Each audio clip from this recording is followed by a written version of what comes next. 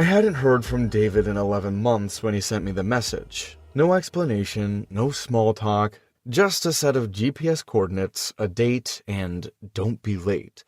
That was it. No location name, no actual address. I almost didn't go. But David had always been strange, and the way he dropped off the map after college left too many unanswered questions. Curiosity won. Stupid move. His place was buried deep in the woods outside of Tacoma. Unmarked roads, no phone signal, nothing but trees. His house was old, falling apart, and it looked like it hadn't been cleaned in years. The porch had broken boards, the windows were caked with grime, and one of the upper panes was shattered but covered in duct tape from the inside. His car was parked off to the side, but there were no lights on. I knocked, waited. The silence was off. I pushed the door, unlocked. Inside, the smell hit first. Like bleach and rotting meat had been stirred together and left to stew for days. The floors were sticky, stains were everywhere. Not the kind from spilled wine or oil, these were dark and soaked into the wood. I called his name but got nothing. I walked deeper into the house toward the only room with light. The door was open. I stopped at the frame. David was there, sitting at a desk surrounded by screens, at least 6 of them. He didn't turn when I stepped in, just stared at the monitors. They were playing grainy videos. Some looked like old VHS footage. All showed people, alone, tied up, some screaming, some limp. He was smiling. I tried to laugh it off, told him he'd lost it, but David didn't even blink. He just reached for a notebook, scribbled something, then stood and walked past me without saying a word. I hesitated, then followed. I didn't want to go deeper into that place, but I also didn't want to be alone with the videos. He led me up creaky stairs, turning corners like he knew I'd follow. His steps were too calm. Every door we passed had deadbolts and metal hinges. On the outside, I asked him what he was doing. No answer. He stopped at the last door at the end of the hall and opened it. No hesitation. Then walked away back down the stairs. The room was dark, but light from the hallway spilled in. I leaned in to look. I shouldn't have. She was on the bed, his wife. What was left of her. Her face was black blue, one eye socket empty, her hands were bent backward, fingers missing. She'd been dead for days. The mattress was soaked and the wall behind her was covered in scratch marks. I stumbled back, slammed the door, and threw up on the hallway carpet. I went down the stairs, yelling for him. Nothing. The house was silent again. I tried the front door. Locked. I hadn't locked it. I yanked every window in sight. Nailed shut. Thick nails, deep into the wood. Then I saw it. A small black camera in the corner of the room. Its red light on, pointed right at me. The lens moved, tracking. I backed into the kitchen. More cameras, hidden but not enough. Every room was under surveillance. Every door locked from the outside. Then I realized what this was. I hadn't been invited. I'd been delivered. I ran back to the room with the monitor. Some of the feeds were live now. One showed the hallway I had just run through. Another showed the bedroom upstairs with her corpse, static crawling across the image. The third showed the kitchen. Me, watching myself in real time. There was no sound, just a faint hum coming from the server stacked behind the desk. I started yanking cords. Nothing changed. The tension in my body was rising fast, my hands trembling as I tried to think. Every screen I unplugged, another one flickered on from somewhere else in the house. I smashed one with a stool. Its image blinked and reappeared on the screen to the left. I shouted for David, screamed at the cameras, but there was no reply. Just the click of something unlocking behind me. I turned. A closet door creaked open. Nothing inside but a single small speaker. Then David's voice came through. Calm, cold, like he was reading a bedtime story. He said I was now part of the feed, that I'd been chosen, that his viewers had paid a lot for tonight's stream. I shouted back, told him to go to hell. He laughed. said I should smile more. Then he began reading comments, real ones, from people watching. One said, make him crawl. Another said, let him scream first. He was performing, not for me, for them. His voice sharpened. He told me if I ran, they'd see more. If I fought, they'd pay more. Then the lights cut out. Total darkness, except for the monitors still glowing. The house went quiet again. Not silent, quiet in a different way. The kind of quiet that breathes with you. I moved fast, stepping away from the monitors and into the hallway, feeling the walls for anything I could use. I found a fire extinguisher under the sink. That was it. No weapons, no phone, nothing. Then I heard the footsteps. Slow, measured, coming from above. I backed into the pantry and crouched, clutching the extinguisher like it would help. I didn't blink. His steps moved across the ceiling, then stopped. I waited, my muscles locked up from holding still so long. Then came a sound I can't forget. A dragging chain clinking against wood, followed by a door creaking open. He spoke again, but this time not through the speaker. He was closer, said he had a surprise for me, that it was time to play, that if I could survive for 15 minutes, the door would unlock. Said the viewers liked games with rules. Then he started a countdown. I don't know if it was real or if he made it up. Either way, I started running. I made it to the back room. It was empty except for a cage in the corner and hooks on the ceiling. Blood still wet on the drain. I grabbed a metal pipe. It was slippery, cold. Then I heard him laugh from the hallway. The lights turned red. He was coming. I tried to stay low, moved through the rooms fast, staying out of sight from the cameras. I found a broken mirror and used a shard as a blade. Pathetic, but it felt better than nothing. His voice came over the speaker again, playful now. He said I reminded him of a dog he once tortured. That the dog begged, too. That it didn't help. He kicked the door open. I heard it slam into the wall. He was coming through rooms faster now. The cameras followed me wherever I went. I could hear the viewers in my head like they were whispering right behind me. I reached the basement stairs and ran down. It was colder than the rest of the house. Darker, too. The basement was worse than I could have imagined. Chains hanging from the ceiling, dried blood on the walls, racks of tapes all labeled. Some names, some just dates. There were tools, not hammers or knives, but things I couldn't even name. Hooks, saws, clamps. I found a rusted machete and held it tight. My hands were shaking. Then David appeared. He didn't run, he walked down like he owned the place. He had a knife in one hand and his phone in the other. He was filming. I screamed and rushed him. We clashed in the dark. He swung, I blocked. He cut my forearm, deep. I hit him in the ribs. He stabbed my shoulder. I jammed the machete into his thigh. He screamed, fell back. Blood everywhere. But he didn't stop. He reached for something behind him. I grabbed a chain and swung it hard across his face. It cracked against his skull. He dropped the knife and fell to the floor, twitching. I didn't wait to see if he'd get back up. I took his phone, ran upstairs, and locked the basement behind me. My blood was all over the walls. My shoulder burned like fire. But I made it to the front door. It was wide open. Red and blue lights flooded the porch. Cops yelled, guns raised. I dropped the phone and collapsed. One of them pulled me out, cuffed me, asked if I was armed. I just laughed. Didn't have the strength to talk. They went inside and found David unconscious. Found her body upstairs. Found the cameras, the tools, the whole operation. They said it was the worst live stream they'd ever seen. Over 10,000 people had tuned in, all anonymous, all gone once the feed died. His wife had been killed 4 days earlier. Her death had been part of the first stream. I had been the main event. David survived. He's in a psychiatric facility now. He doesn't talk, just stares at the walls. They said his mind broke before the arrest, maybe before the first kill. The recordings were real. Everything on the tapes was verified. Most victims are still unidentified. They trace the feed to a private hub on the deep web, encrypted beyond belief. Law enforcement shut it down, but clones pop up every week.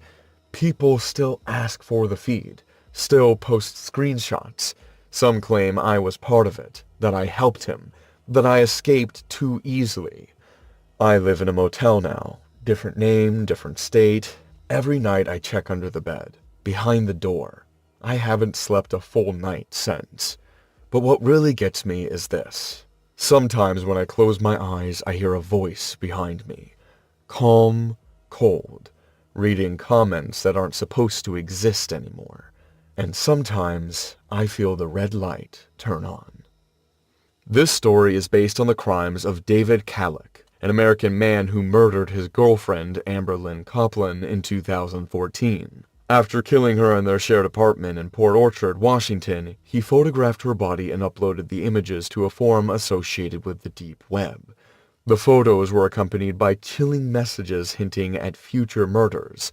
Kalak fled the scene and triggered a multi-state manhunt before finally turning himself in. He was convicted of murder and sentenced to 82 years in prison. What most people don't know is that Kalak wasn't acting alone. Behind the viral headlines and the trial, some details were never made public, including a live stream known among deep web users as The Feed. Witnesses, videos, and fragments of conversations point to a setup far more disturbing than a single murder. This story follows one of the few survivors tied to Kalak's circle, someone who got too close, saw too much, and barely made it out alive. Hey guys, I'm Zach Anderson.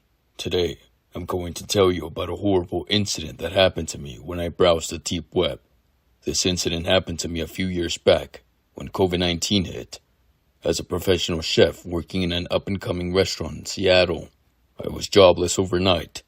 Like all the restaurants, I was shut down due to the widespread disease. For about a month, I did nothing, waited for the world to restart. But we all know how that went. By month 3, I was struggling to pay rent and basic utilities. That's when a friend of mine suggested me to explore the world of social media. She told me how much I can do as a chef creating content for various social media platforms. My small rented apartment had a modular kitchen where I could shoot videos.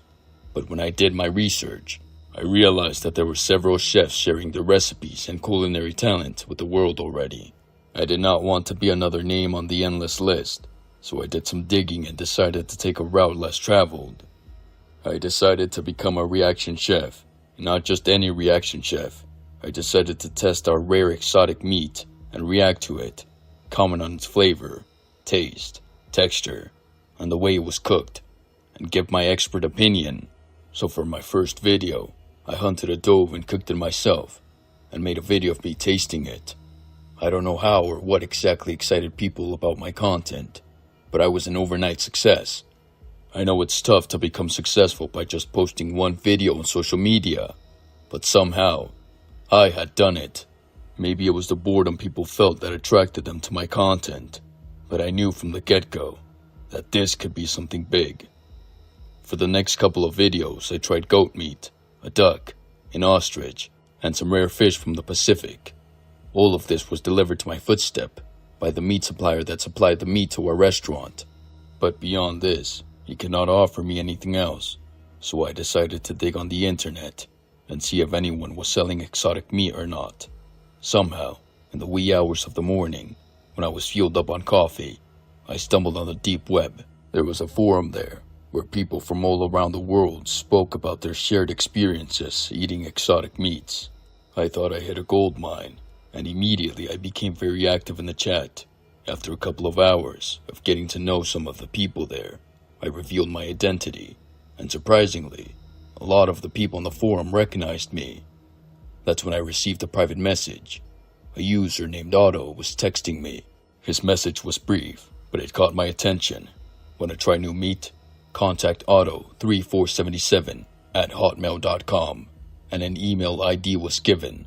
I tried out an email to Otto. He replied pretty fast, and through our back and forth I gathered he owns a cafe where he not only serves coffee, but also serves exotic meat. His cafe is in Alaska, where he hunts the animals himself and serves them, and most people on the forum were either his current customers or were his customers in the past. Otto operated the forum on the deep web to vet prospective customers, and turns out I had just made it on the list. However, going to Alaska was a challenge itself. The flights weren't operating, so the only way to get there was by driving or by boat. I decided to drive and film some content for my YouTube channel while I was on the road. Plus, it gave me the freedom to set my own schedule. 7 weeks later, I was standing in front of Otto's cafe. From the outside, it looked like any other rustic cafe you would see in a small secluded town. Autumn had just set in, so all the red and orange gave me the perfect backdrop to shoot my videos. Otto turned out to be a man in his late 60s who ran the cafe for ages. He seemed like a sweet old grandpa who would give you life advice over coffee. We sat in his cafe and chattered. He told me his hunting stories and how he ships the meat throughout the country. However, when I tried to shoot a video with him in his cafe, he flat out denied. He told me that I was welcome there to enjoy the exotic meats, but none of this should be put on social media. As my whole purpose was to review the food and film it, I suggested to compromise. I asked him if I could take the food to my hotel and review it there. I also promised that I would not mention where the food was from and how I got my hands on it. Otto agreed, and for the next week, I ate a wolf, a bear, and some other animals that I'm not so comfortable to mention here. My videos were hitting new highs, and the numbers were off the charts. I was a quick success. Day after day, I carried my packed food to the hotel I had been staying near Otto's cafe and shot my videos. Never once did I mention Otto or being in Alaska. 3 weeks later, when I was back home reviewing my videos and reading all the comments that were posted below, one comment caught my attention.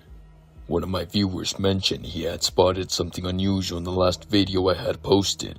He thought I had eaten human meat, not an exotic animal, but an actual human, thinking it was some rare exotic meat I had procured. At first, I laughed it off, but something didn't sit right with me.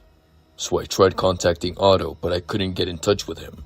As a last resort, I logged into the Deep Web forum, and what I saw blew my mind. The forum's name had changed to Otto's Cannibal Cafe, and there were videos of myself enjoying the food Otto had given me, which I had posted on social media.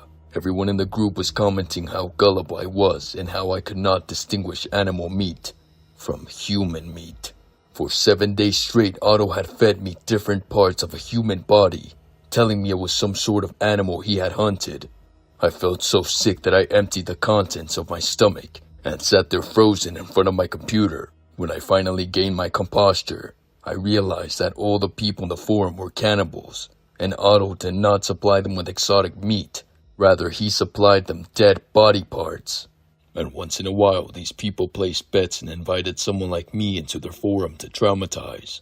I deleted all my videos and immediately called the authorities. Soon, these news were picked up by my true followers, and Otto's cafe was raided by the cops.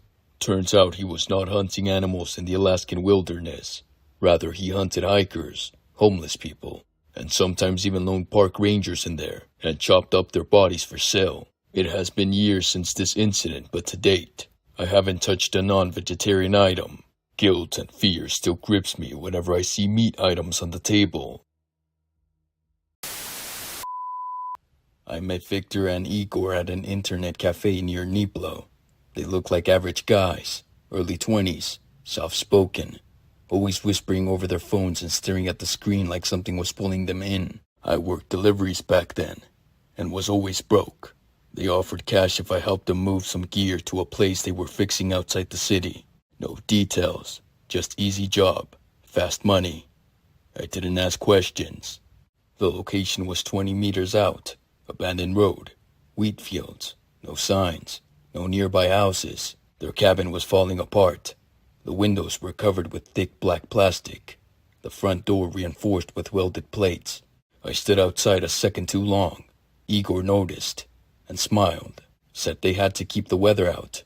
Inside, the place was stripped. No furniture, just cables running across the floors, and cameras set up on tripods. Victor pointed towards the basement. told me to bring down the last box. The stairs creaked with every step. The air was colder, smelled like rust and mold. At the bottom there was a chair, metal, bolted to the floor, chains hanging from the armrest. The concrete around it was stained, dark and layered. I froze. The walls had holes for cameras, no windows. As I turned around to ask them what the hell this was, the door above me slammed shut. A bolt clicked into place. I ran upstairs, pounded the door with both fists, screamed. They didn't answer. For maybe 10 minutes I stood there yelling. Then I stopped. No point. I checked the corners of the basement. No vents, no windows, just a chair, a drain, and the faint sound of something mechanical behind the walls. I paced, thinking maybe this was a prank, some sick joke. But then the lights dimmed, and one of the cameras switched on. Red LED blinking. A screen lowered from the ceiling. It showed me above. Live feed. The same basement. My body. My face. A speaker on the wall cracked, followed by Igor's voice, calm and flat, like he was reading instructions. You've been selected, don't panic, the feed is already live, they're watching. I shouted his name, yelled that this wasn't funny. No response. Then Victor spoke. His voice was lowered, more controlled. You're a lucky man. Not everyone gets to be a part of this. You've got picked. We'll show them what you can do. Don't disappoint them. My legs felt like they were trying to walk away on their own. I looked at the chair again. This wasn't a movie set. The stains weren't fake. And then I saw it. Above the drain. Small chunks of flesh still clinging to the floor. Not old. Not dry. That's when I knew I had walked into something I couldn't reason with. The speaker clicked off. A mechanical hum started behind the wall. Then a metal slot opened to my left. A box laid out on the tray. I didn't want to touch it, but I couldn't look away either. I forced it open with my foot. Inside were 3 things. A claw hammer, a folding knife, and zip ties. Beneath them was a phone with a cracked screen, already recording. I picked it up and saw the feed. Over 3,000 viewers. The comments were in Russian, English, German. Some were just emojis. Others said things like "start already" and "make him scream." The room went quiet again. For a few seconds there was nothing but the buzz of the lights. Then a hidden hatch opened on the far wall. I backed away. From the dark space, a plastic bag was dragged out. Inside it was a body. Young, male, mid-20s. His face was swollen, beaten beyond recognition, but still intact enough to see his expression. Eyes open, mouth taped, wrists zip-tied. I could see that his jaw had been dislocated. Blood covered the bag on the floor beneath him. He had died recently. Very recently. The camera zoomed in automatically, focusing on the body. Then it cut to a previous feed. Same basement. Same guy. Alive and tied to the chair. He was crying, struggling. Victor was beside him, smiling. Igor held the camera steady, not saying a word. The video lasted maybe a minute, then it froze the moment the hammer hit his temple. The comment section exploded with reactions. Some cheered, others asked for a second angle. My stomach dropped. I backed into the wall and gripped the phone like it could protect me. The speaker came on again. Igor said I had 2 options. Participate or be next. No screaming, no begging. Just pick up the hammer and show them what I could do. I shouted back that they were sick, that I wasn't a part of this. Victor replied with one line. We know. That's what makes it better. The lights dimmed red. A metal door on the far end unlatched and opened. I was holding the hammer now, even though I didn't remember picking it up. Igor stepped through first. He wore a black ski mask, same jacket from the cafe. Camera in one hand, flashlight mounted to it. He scanned the room until the light landed on my face. Then Victor followed, slow, with a rusted ice pick in one hand and a tablet in the other. He didn't speak. He just stared at the screen, reading comments out loud. People like you, man. They want to see what you'll do when no one helps. They want to see how long you last. I charged without thinking, hammer raised. I aimed for Victor's head, but he moved fast. I missed, hit his shoulder. He stumbled back, but didn't go down. Igor rushed in and grabbed my arm, twisted until I dropped the hammer. I elbowed him in the throat and broke free. Victor swung the ice pick, missed my face by inches. I ducked, grabbed the camera from Igor's hand and smashed it into his face. He dropped, Victor screamed something in Ukrainian and then tackled me. He slammed me into the wall. He punched my rib hard. I kneed him in the crotch and shoved him back. He grabbed the ice pick again and slashed towards my leg. It grazed me. I kicked him in the shin, grabbed the hammer, and slammed it into his forearm. I felt the bone give away. He dropped the pick. Igor pulled a second camera from his coat, filming again. His nose was broken, blood pouring, but he just kept recording. I backed into the corner, hammer raised, breathing heavy. They stood between me and the stairs. I wasn't going to win a second round. Victor pointed to the feet on the table and grinned through the blood. You're their favorite now. Let's give them the ending they want. I faked the lunge and threw the hammer towards the light fixture. It shattered the bulb.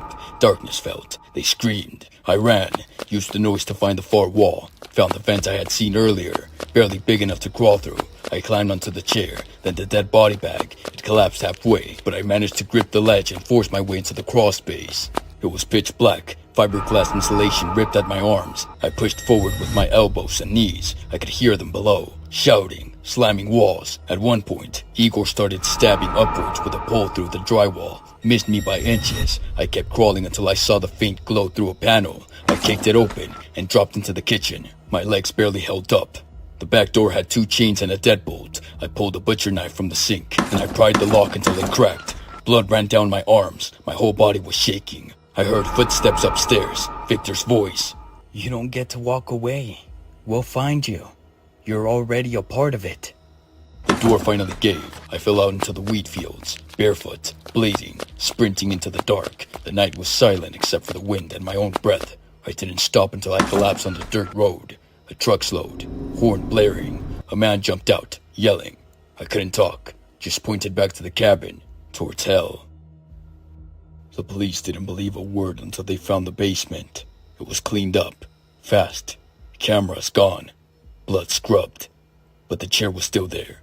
So were the scratches on the walls, the metal hatch, the tools. They found DNA from the last 3 different victims. One of them was confirmed. A man who went missing 2 weeks earlier. Victor and Igor vanished the same night. Van, phones, personal files, everything gone. The cafe shut down the next day. Their names were scrubbed from online forums. No record of the live stream exists on the surface web. But I know what I saw. People watched. Thousands of them. They cheered. They asked for more. 2 nights after I escaped, I got a message from an unknown number. No text, just a link. I didn't click it, but the preview thumbnail showed a paused video. Me, in the basement, hammer raised, blood on my face. The title was simple. Stream 21. Survivor. I left Ukraine 6 months later. I changed my name, burned the clothes I wore that night. I haven't used social media since. But sometimes, I hear clicking sounds outside of my apartment. Sometimes I find USB drives left at my doorstep, all empty, all labeled with numbers. I try not to think about it, but when I sleep, I dream about the chair, the screen, the smell.